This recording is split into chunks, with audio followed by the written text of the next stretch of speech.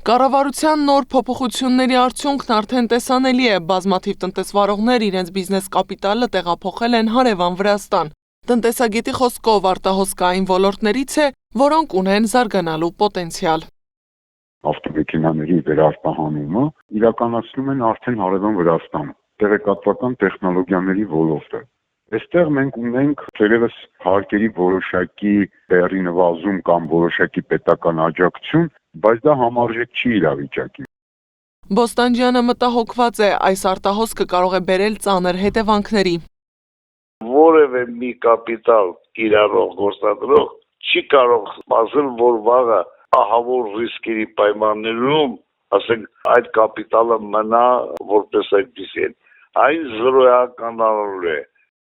Հայաստանից հեռանում է նաև օտարերկրյա կապիտալը, սա է ցույց տալիս պաշտոնական վիճակագրությունը։ Տնտեսագետների խոսքով հարկային այս քաղաքականությունը պահելով, այլևս չենք ունենա հայրենական բիզնես,